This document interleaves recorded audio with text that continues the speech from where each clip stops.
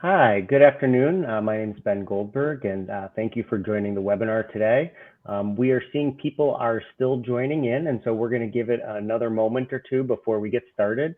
It's just after 12 o'clock Central, and we'll get started in about 1 minute. Again, thank you all for attending the webinar today. Give us just a couple more minutes before we get started.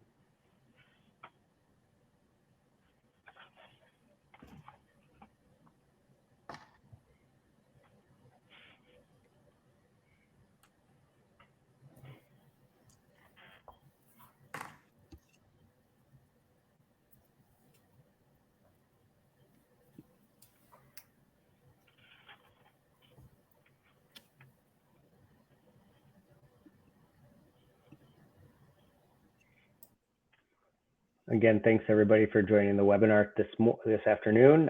It's currently just afternoon Central. We're giving it just another moment as I see people are still loading into the webinar. We want to give everybody a chance to get through the logins before we get started. Again, thank you for attending today.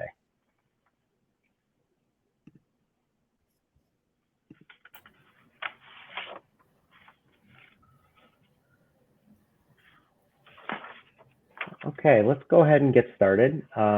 Thank you very much for attending the webinar today on cost-effective employee engagement and recognition. My name is Ben Goldberg, and I will be sharing the introduction of the two speakers for today's session. A couple points. We do have the ability for you to ask questions, and we encourage you to ask questions throughout the presentation. You'll put those right into a chat. We'll review them, and we'll get them asked to the presenters at the appropriate time. So please be sure to do that. Also anticipate that we will send as follow-up to today's webinar a copy of the presentation and a recording of the webinar itself, and we'll follow up to answer any questions that you might have as in a more one-to-one environment. So without further ado, I'd like to begin by introducing the first speaker. Her name is Monisha Longacre. Monisha is an experienced digital media executive with over 30 years of consumer product and marketing experience working at top-notch companies including the Weather Channel, McKesson, EY, and Lotus. She is a dedicated professional committed to incorporating customer feedback and innovative ideas to continuously improve online consumer experiences. She is a seasoned entrepreneur who founded and operated several tech startups and currently serves as Chief Operating Officer at Tone Networks, which is an online coaching and mentoring platform designed to help companies grow, connect, and retain underserved employees at scale. She's a graduate of the University of Virginia and earned a master's in corporate public relations from Boston University, and she currently lives in Atlanta, Georgia. Monisha, thank you for joining us today. Great, thank you, Ben. Yep. In addition, we have Matt Willis. Matt Willis, a Senior Vice President of Advantage Club, guiding organizations including Accenture, Target, Concentrix, and many others as they deploy innovative engagement strategies. Prior to joining Advantage Club, Matt led multiple divisions of CareerBuilder and Broadbean Technology to support talent acquisition.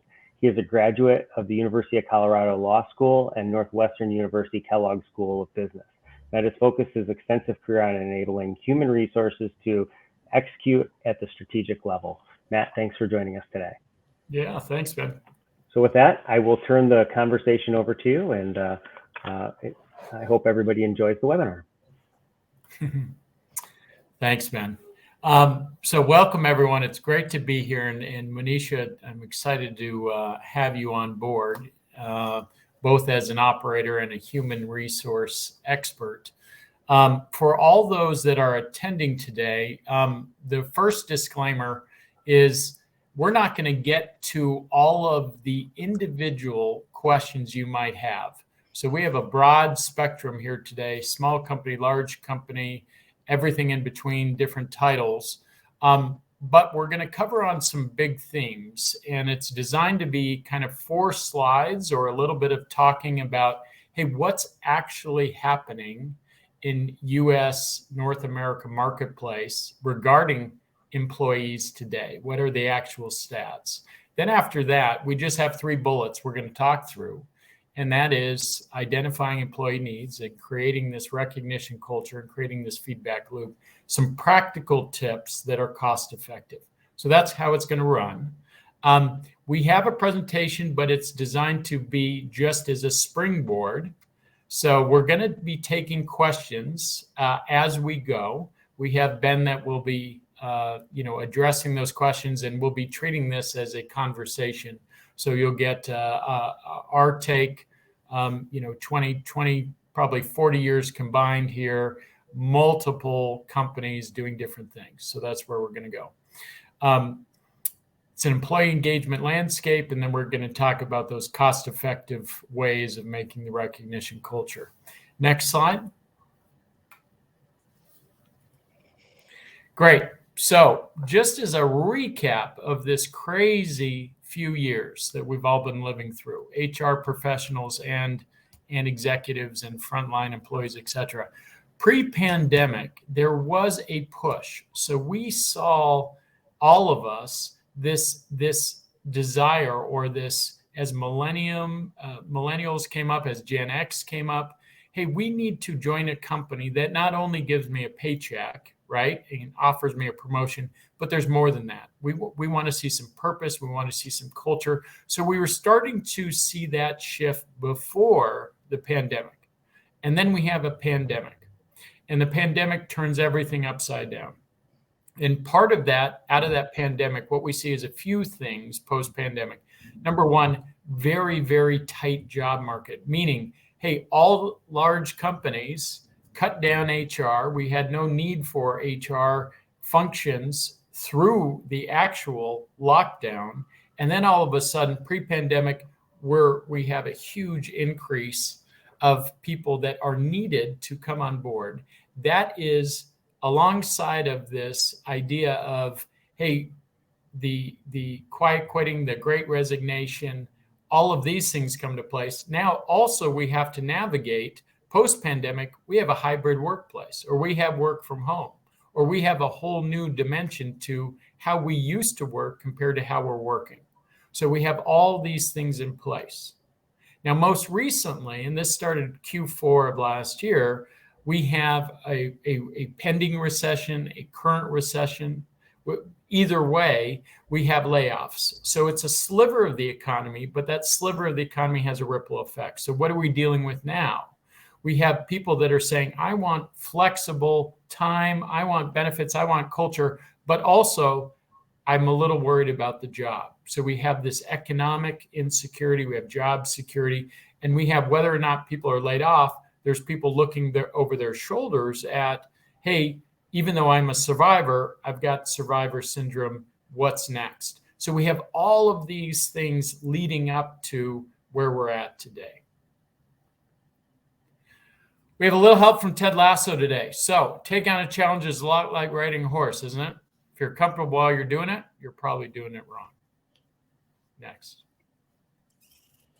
All right, so what are the disengagement employee stats? This is the most recent, and we use Gallup, and we also use the Microsoft, just to their global survey. And what are we seeing? We're seeing only 32% of U.S. employees are engaged. And that is a really scary number. And this is based on 2 or 3 different huge research firms. So what does that mean? Well, we have a lot of people disengaged. And what is disengagement? That's low productivity. We'll get into that in a bit.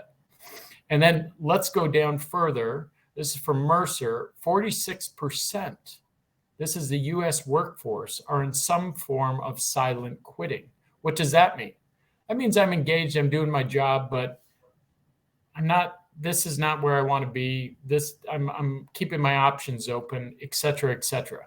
So as a result, what are we seeing? Well, we're seeing a drop, obviously, in productivity, but we're seeing an even bigger drop in employee well-being, right? We don't have that human connection anymore. And as a result, how does that manifest itself? You got turnover. So you got a very tough job market, but you're also experiencing high turnover. And a large culprit of that is I'm just not engaged, So that's what we're seeing today. Next slide. Now, there's also a disconnect. So if we were all in a room and I said, hey, Monisha and we're just show of hands, how many people recognize their employees?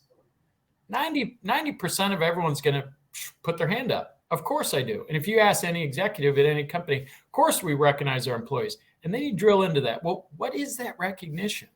Well, if you ask the employees, about 40% of those employees are going to say, I haven't really been recognized by my supervisor. And 65% are going to say, I haven't been recognized at all this last year. So there's a disconnect in what we're thinking about is recognition or appreciation and what employees and people on the front line are seeing. And we also have a hybrid scenario. Now, hybrid means lots of things today. It's not just corporate people and work from home people. It's also frontline people versus corporate people versus work from home people. We have a hybrid workplace. We have flexible work hours, all of which is wanted by employees largely, but that human connection drops off a cliff. And so what happens? That well-being, that sense of recognition, our colleagues, that teamwork, we don't have that today. So it's causing real ripples in this job satisfaction, this sense of engagement. All right, next slide. 2 buttons I never like to hit: panic, snooze, from Lasso. Next slide. All right, there is a silver lining here, right? Silver lining. If you have engaged employees, and there's a lot of different metrics around this, but for those companies that are taking action today, there's a real upside. And we see that upside in terms of return on investment, more productivity, sales, better customer ratings, lower absenteeism. In companies with engaged employees, this is from Vertex, very large venture capital firm. They deal with human capital, 21% more profitable than companies with low turnover. And it just makes sense, right? Happy employees, happy workforce. It manifests itself in those client interactions and the growth of the organization. All right, so really quickly, just as a summary, where are we at? Times are changing. And what do we need to do? We need to get out in front of this in a cost-effective manner and increase that recognition, that development, that appreciation. So next slide. Okay, 2023. So what does this recognition culture look like? How can we implement that? It's really 4 things. And the big one is identifying employee needs. Beyond just the satisfaction survey once a year, right? Identifying employee needs. Secondly, expanding the recognition opportunities. We celebrate it. We analyze it. We get the feedback. We put in the measurements, and then we rinse and repeat. So that's where we're at. Okay, so now we're going to have some fun. We'll get to the nuts and bolts. So the first part here, I'm going to open up, and then I'll give it to my colleague. Identifying employee needs. Next slide. We have Maslow's hierarchy needs. A lot of people have seen this. How does that relate to employment? Well, it's pretty simple, and it's a real good correlation, right? If you have frontline, part-time, hourly employees, and you are simply hiring someone to come do a task, giving them pay at the end of that task, they're just coming in with a bare minimum of engagement for you and company. The next level, we might throw in, hey, you're part-time, but you're part-time with us. And we do have a couple benefits. And by the way, we have a company picnic. We'll invite you to that. There's a small level of engagement, but there is some engagement. But what is the motivation? Pretty slim. And you can see how that works. All of a sudden, you're full-time. All of a sudden, we have a good onboarding. All of a sudden, we're getting into communities. That sense of belonging goes up. Well, my motivation, it's going up right hand in hand. And then we get to the higher levels. We've got a development plan for you. We're career pathing. We're asking about what you're liking. We're getting interesting work. Motivation goes higher and higher. So there's a correlation there with the needs. Next slide. Okay. The people aspect. So we are, I work for a company called Advantage HR. We do 3.2 million users. We're 120 companies, and we are the backbone. We're the underbelly doing rewards and recognition programs. So we deal with literally thousands of companies. A lot of people will come and say, well, I don't have the budget this year. I don't have that sense of urgency. It's not a priority. And the thought is, well, why is there a budget associated? Some of these things we can do on our own, right? So here are the three big areas that we see with most of our, I think, leading companies. That here's what they're doing. One is, how do we connect employees? Okay. And this doesn't matter if you're very small or very, very large. We're seeing development of groups or committees, right? So we've seen a lot of diversity committees. That's a good example. Development committees. But we're seeing communities emerge, and that gives someone a sense of belonging, a sense of I have a voice, a sense of I'm putting something in. The other thing is we see, okay, obviously we're moving to virtual events, but different ways to do virtual events, not just the happy hours or the town halls, but creating areas of like-minded individuals by projects. So more virtual events. And then, of course, digitizing. Sending out ways that people on the front lines, if they're hourly versus in the office versus at home, we can connect easily with one another to share wins, to share these committees, to share these group engagements. So digitizing things across boundaries has been a huge movement. The second thing we see is it's just the whole concept of the management training. In the past, pre-pandemic, we had one-on-ones. We'd kind of talk about what is your numbers or what are your metrics or did you hit your service goals? Boom, see you next week. And today what we're finding is, hey, longer connection times. We're seeing things like one-on-ones that identify, hey, let's talk about development plans. How are you doing? Spending a couple more questions on those one-on-ones or creating a whole new one-on-one. We have companies that are creating a separate developmental one-on-one each and every month. So instead of the quarterly business review and going over your performance, we're creating some more opportunities to spend time with your employee or getting employees together more. We're seeing a lot of that that's working real successfully. Another way is just on the Zoom calls, and I stole this from a colleague, is first 5 minutes, she is chief operating officer of a media company. She doesn't even come on for the first 5 minutes just so remote employees can talk together. Just literally giving some time that we get some connection rather than just jumping from Zoom to Zoom to Zoom. So we're seeing more of that. And that has to do with your management, your development, and all of those criteria. Lastly, just over communication, so not the idea of, hey, this quarter we're going to slow things down and that's it. No, but spending some more time, more formal town halls, and anytime there's a change, expressing why there's a change, what we're doing, what we're anticipating as a company, and getting that communication, that message spread around. And that's what is the barrier against that silent quitting or silent hiring. No news is not necessarily good news, right? So I'm going to hand it over to you, Monisha. In terms of the people aspect, what are you seeing out there with all your companies? Wow, that's a lot, right? Yeah. So no wonder our HR friends are really having a hard time grappling with all the changes that are happening, what the impacts are, and then what do you do first, right? I think we're definitely seeing this whole shift to having to be a lot more strategic about our people resources and how do we help support, grow and retain them.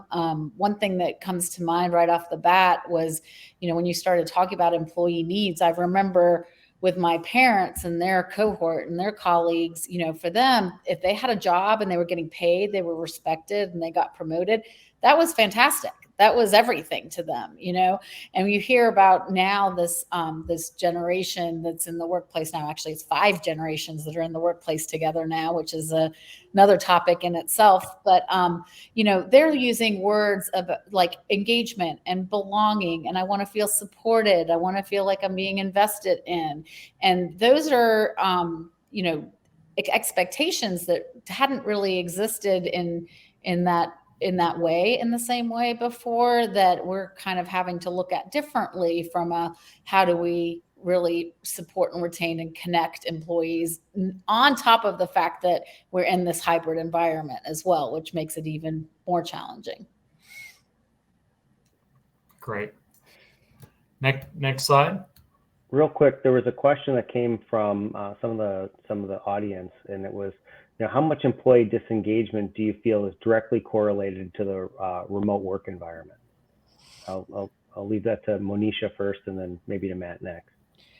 I mean, I think we're all adjusting, and Matt used this word several times today, where human beings are social beings, right? And we really want and strive for connection. And so I think we're having to redefine what connection is in a virtual world. And Matt, I think you made a really good point about, having some social time before we go directly into the meetings, because otherwise it feels like everything's so tactical. And our team meeting, we talked about spray tans the other morning. And, again, you felt real. You felt like, okay, here's a way to connect. But this is where our systems and our processes and our approaches have to shift, because the working remote thing isn't going away, right? It's going to happen. It's going to continue in one way or another. When we're working with global companies and global environments, people are in different places. And that's one of the beauties of the technology that we have now, is that we can connect. What we have to do is to connect differently, right? So for us, coaching and mentoring that happened at the water cooler isn't happening that same way. For Matt, you can't have a reward or recognition certificate or a lunch in the same way. So I just think the disengagement isn't going to be just because it's remote. We have to figure out how to use our technologies and our processes to embrace the reality of the remote situation or the hybrid situation, and figure out how to, change how we create engagement from our employees. If that makes any sense. I think that's great. I only have one little quick one to add, and that is, we were talking with Chief Human Resource Officer for CB Richard Ellis. So they have multiple 100,000, big commercial real estate, and asked her that same direct question. How bad is it, post-pandemic with the work from home? She said, the stats, and they have their own economic firm, in conjunction with a lot of other. They said, productivity, we haven't lost a tremendous amount. U.S. productivity pre-pandemic, about 70%. It wasn't higher than that. Pre-pandemic, if we look at the work from home, America's pretty innovative. And she said we're at 68, 69, 70%. We're pretty darn close in terms of productivity. Yeah. Where we're seeing a big, big miss is that pre-pandemic, if you talk about job satisfaction, and there's 100 different metrics around that, right? But well-being, employee satisfaction, that was still at 65, 70%, and that's plummeted. That's at 38%. So what is the message? The message is, it's not just about productivity. Employee well-being has dropped significantly post-pandemic. And yes, it's a result of all of this stuff. Working from home, hybrid, job markets change, technology, all of it associated with this pandemic. It was building, but it's really caused a problem. So what is the answer? It's finding that human connection, developing those individuals and finding it out. So I think, Ben, from my angle, for listening to our clients, it's a crisis. I think HR understands it, but I'm not sure a lot of the executive teams understand. There's some that are doing really well with this and out in front, but I think it's a big problem. Okay, good question. I think we got a lasso coming up. Boy, I love meeting people's moms. It's like reading an instruction manual as to why they're nuts. All right. Next slide. Okay, so we're still on this theory of, okay, how do we get this recognition culture in place? We find out employee needs. And this is a development or a wheel that is in conjunction with Gallup has put out some of this, and that's melded with some of the Microsoft global findings. Growing predictors, flexibility. And for those of us on the call today, talent acquisition, you have to have flexibility today.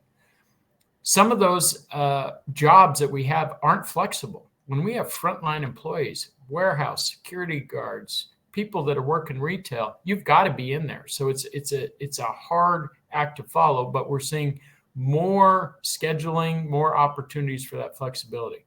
Second thing is, and this is consistent, a belief in the company, the product, or service. Do I have pride in where I'm at, what I'm doing in my workplace?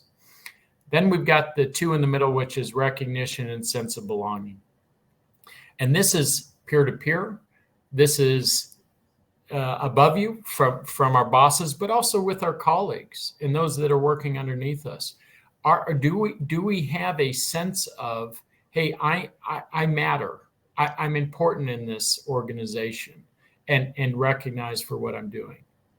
And then the bottom rungs here on the predictors of job satisfaction, what kind of level of responsibility do people have along with that recognition, right? And then the big one, this opportunity for growth. And that comes directly with what we're talking about. Does anybody care that I'm here? Other than me getting my reports done by 5 p.m., what about my development? What is the company going to do? Where is the company headed, right? And how can I grow? So that development piece, that opportunity for growth is a big one. And we see this on the next slide, and then I'll turn over to Monisha. What is this new age checklist? So if nothing else, you can take this home. So the new age checklist, employees, what do we have to provide to keep productive, happy employees? Culture is right up there, and there's a lot that goes into there. There's some autonomy, growth opportunities, flexibility, purpose, and we've got that recognition. And all of that plays into a direct correlation. If we're hitting these, then we're going to have higher productivity, higher sense of belonging, higher net promoter scores from your employees. Would you recommend someone else working for you?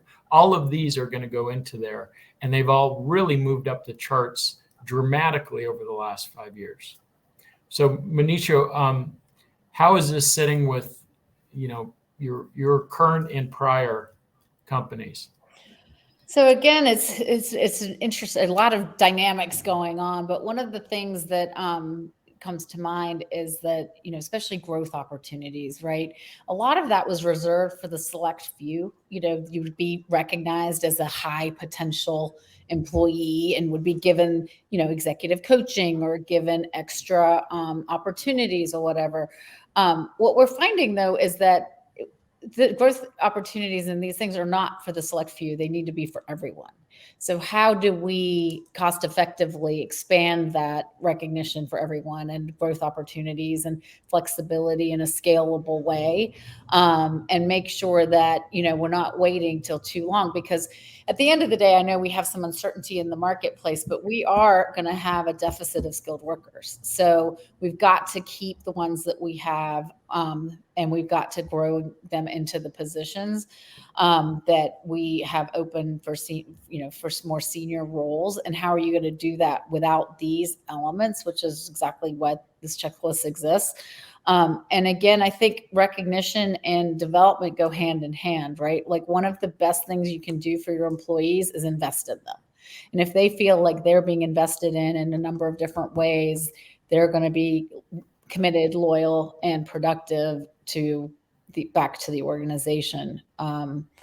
Which again, how do we do that in a mass scale way versus, just reserved for a handful of our employees? I think you're right on. Next slide. Okay, so we've identified and given some ideas on kind of cost-effective ways to really dive into employee needs. And this is beyond the satisfaction surveys or the spot checks. This is really going deep on one-on-one, what do our individuals need? And there's some trends. And then how do we get to those trends? Well, the big I think movement we're seeing across industries is, hey, more frequent, more personal opportunities for engagement. And what does that mean? So specifically, we are seeing companies that used to just have once a year, annual awards. Now we're looking at service markers. What's an example? Customer service, you got out of training, you get a certificate, and then there on your app on the appreciation channel, congratulations to Monisha and Matt, successfully completed their first, CSR training 90 days in. Or we're seeing that across departments, or we're seeing it on the front lines with our hourly employees. We just have we have a real big hospitality client. They have big events. And so they've been struggling with, well, how do we appreciate these folks on the front line? They're not in the office. They're not using Teams. So what they do is they have different milestones where they appreciate, hey, 20 events without, that no absenteeism and the leaderboard there, or those, the customer feedback slides. We had 3 of those, and we're seeing these milestones where we're getting people recognized for just really good work in a number of different fashions. The other thing we're seeing is birthdays and anniversaries, right? So used to be, hey, we get a lapel pin at month 1, and then we get something. Now we're seeing a lot of creative takes on this, and a lot of this isn't a lot of money, but anniversary, it's flex rewards. I can get a gift card, or I can get an experience, or a marketplace, or a branded item. And by the way, those branded items are pretty nifty. It's kind of a neat idea. And we're seeing it birthdays being celebrated, and we're seeing all of this, monetary or non-monetary, that coming up, where all of a sudden you realize, hey, I've worked with that person. It's a birthday or anniversary. And we're seeing, more recognition around that. Then we got the groups and committees. Like I said, beyond just the diversity committees, we're seeing a big push for employee-led committees and employee-led communities. As an example, we have a number of corporations that we work with that have, hey, you can raise your hand. Any employee can raise their hand and say, I like photography. I'm going to go ahead and put this together. And we put that together. We digitize it. It's on Teams or on your app. And then anyone else in the organization that likes photography can opt in. And then the photography club, maybe they have once a year an event, and then we celebrate that photography. Cooking classes, step challenges, March Madness, these communities that get people integrated, that get them raising their hands and meeting one another beyond just the day-to-day, right?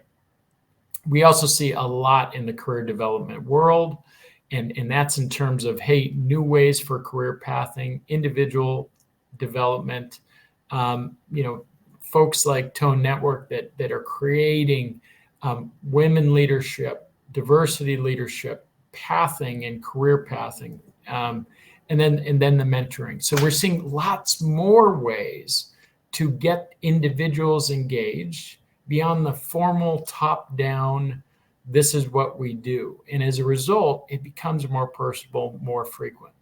And Monisha, I love to get your take.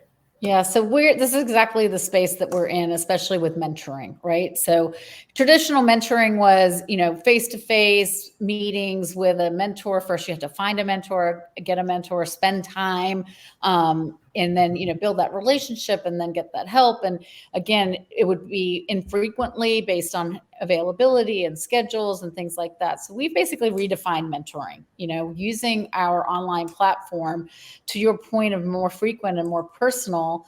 Now you sign up with Tone, you set your preferences. Here are the topics that I really want to grow and develop in.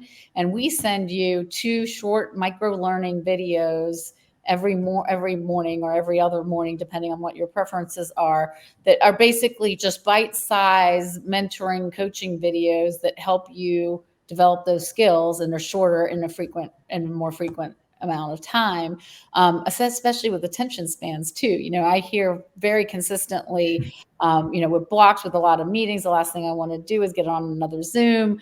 So doing these uplifting coaching videos that kind of give you a break from that, but give you some really tangible growth tips and tricks is exactly what we're doing. So we're seeing exactly what you're saying, is that, the once a year or once a month isn't necessarily enough. It's that constant touch points. And I think going back to the conversation we had earlier was about needing that connectedness.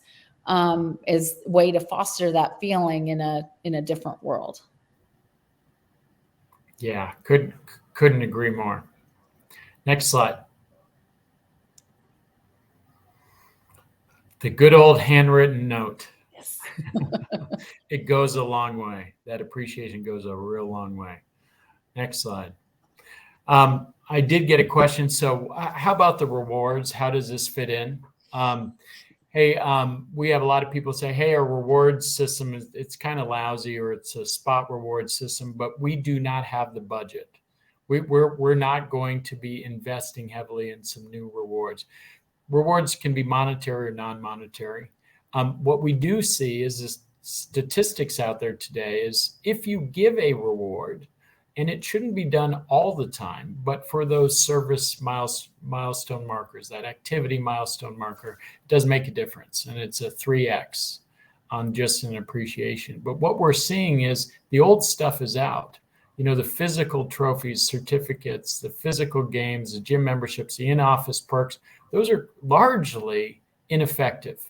And we got some good stats on that. But what we are seeing is, hey, what's in for rewards? A small gift certificate, a Starbucks $5 gift certificate, that online team building, the online communities, wellness points, the step challenges, the online perks and benefits. Those are really, really a huge accelerator today. And we're seeing a lot of movement with rethinking what should we reward, how should we reward, and what is the reward? So it's not necessarily, oh, we need to double down our budget. No, it's get rid of the budget. We've cut the budget in half, but let's make it real effective.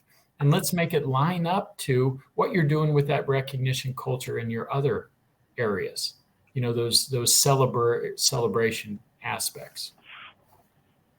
A question came in, Matt, regarding, call it the great resignation or silent quitting that you talked about earlier.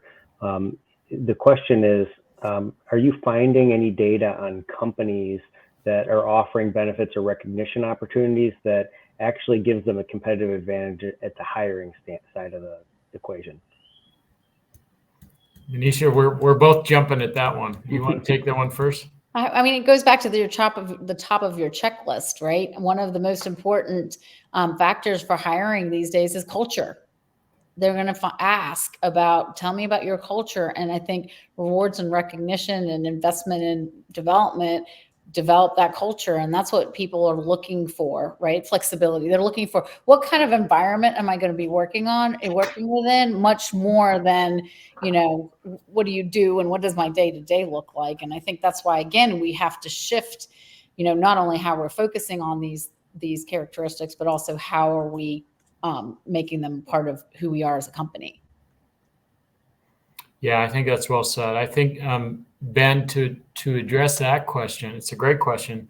The rewards recognition culture piece of this, I think, is critical to how we're going about hiring people and then how we're going about retaining people. Because today, if we all are aware, this is, again, compared to 10 years ago, right, or 5 years ago, I'm looking at joining a company.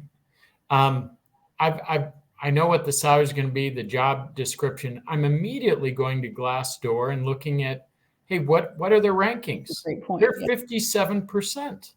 This company can't be that good. They got 1,000 rankings, right? So what goes into that? Well, that's from employees. Now, Glassdoor is always, not always accurate. It's disproportional. There's 100 reasons why that may not be a good litmus test. But I can also go into a lot of different avenues today that weren't available 20 years ago to find out.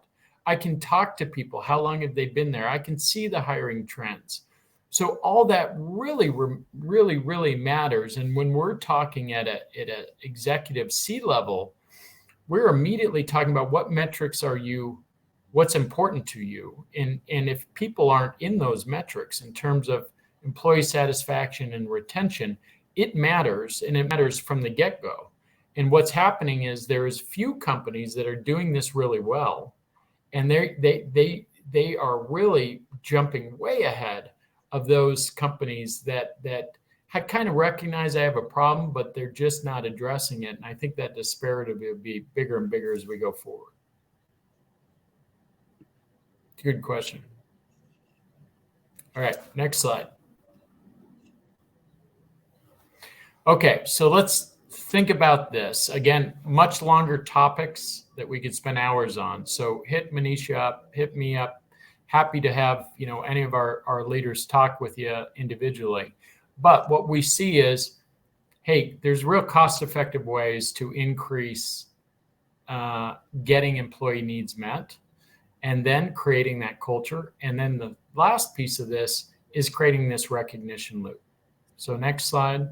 So what is the loop? In its very simplest form, number one is getting the exec buy-in. And I've already had getting pinged with a couple people. I don't know who necessarily it is, but is asking me, hey, this sounds great. I'm bought in, but how do I get that executive buy-in? And the answer, I think, is the numbers.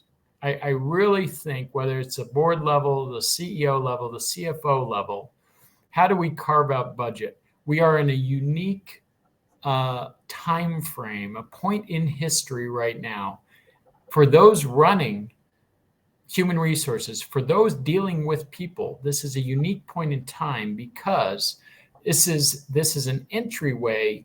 CEOs understand the dynamics of high turnover more so than they've ever understood. They're feeling the pain. The workforce is feeling it. So this idea that, look, I want to do the following, and it's going to bring up retention 4%, or it's going to bring down turnover 5%. That in some cases $100,000 savings. In some cases, that's $1 million savings. And so when you get that buy-in, you say, this is what needs to happen. That's a different seat at the table than largely HR has had over the last 30 years. There just wasn't much innovation in the HR or people industry. And now today, that's where we get the buy-in. And then once we set those metrics, we can call it employee net promoter score. We can do quarterly satisfaction by department. We can enumerate that a number of different ways. Once we get that metric, then that's how we get the buy-in and we create that measurement. In addition to that, we talked a little bit about this today. There's a much longer discussion there, but hey, rethinking the training. Managers aren't trained well today. Managers aren't trained for 4 and 5 different generations. We need to retrain and think about that employee time, those employee needs, and then how do we scale that up? And then the next is just make it fun. Keep it fresh. Part of our role is kind of consultants is just, hey, here are some fun events that are low cost and are working really well with like companies.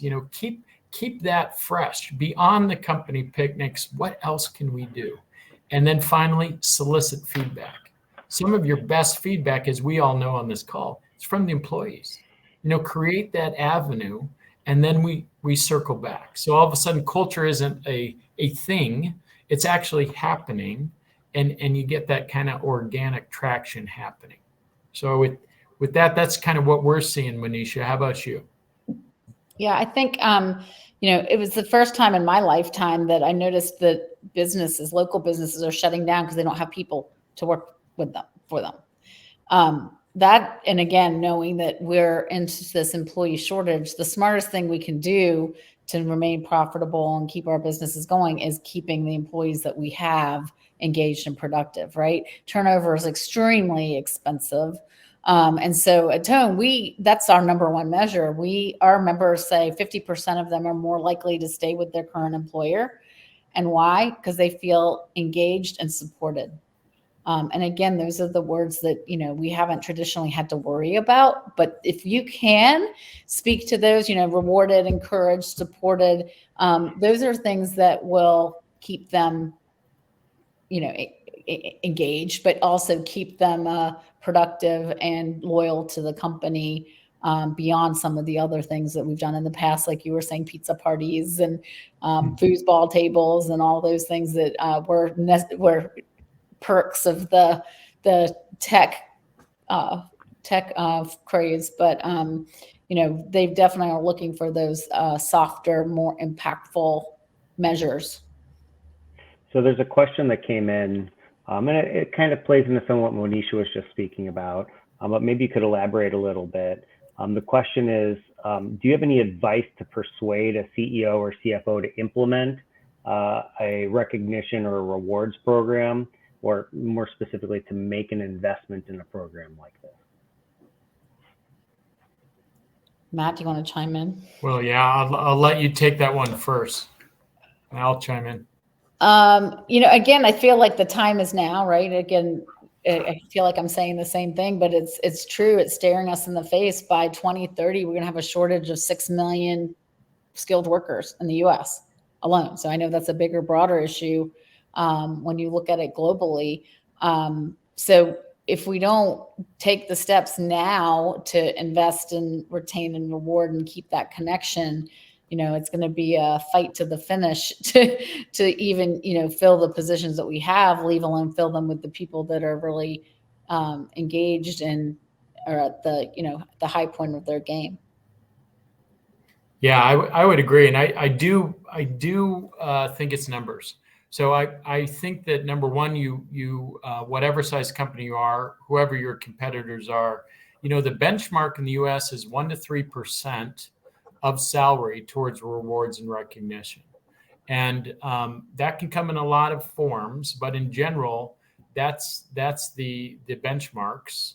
And then you say, simply, hey, competitor A, B, and C is spending more on their employees than we are, or putting in place development plans and we aren't, and we're losing people directly. Our employees are telling us, either in the exit interview or before the exit interview or before we're even hiring, right? We're feeling it, and it's directly linked to this culture. So a lot of our time is really talking about what metrics are being measured. And if it's turnover, if it's absenteeism, any of those metrics, it is very simple to tie in adopting the following, training, adopting this digital recognition program can bring this percentage up, so that 3% up on turnover, 3% up on productivity. And all of these stats, they weren't available 4 or 5 years ago. They're available now. Yeah. So, encourage you to reach out. We can get you to places to go. But those stats are really powerful when you talk about what it means in the dollars. And then it's a force multiplier, as we get people that are more productive, doing communities, that brings up the rest of the folks. So we do see that move in time, but it's starting with the high level numbers.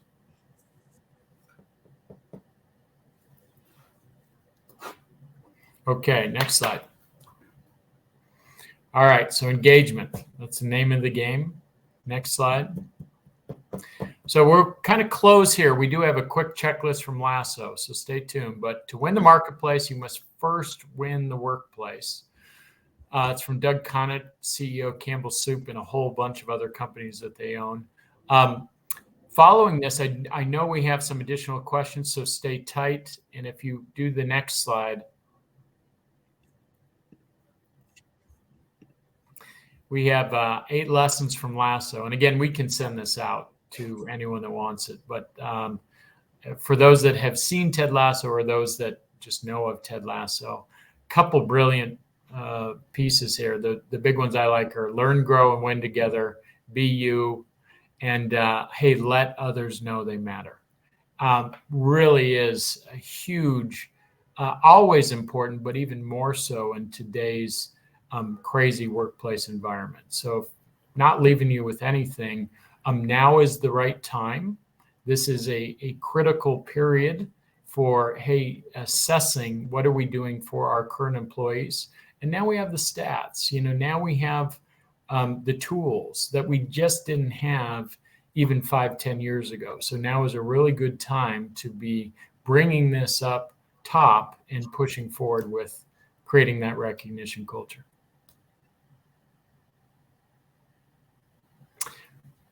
That's all we have. Okay. People can put questions in the question and answer section. We do have a question that's come in for both of you, and it's, how do you provide appreciation to part-time employees? Want me to start with that one? Yeah, go ahead. Yeah, tough one. I'm trying to not talk about company specific or digitizing. We happen to provide an app that real easily you can appreciate one another. There's a channel, so it works great. And a lot of our clients are people that have security guards or restaurants or employees or dock workers. So those frontline employees, the app really works.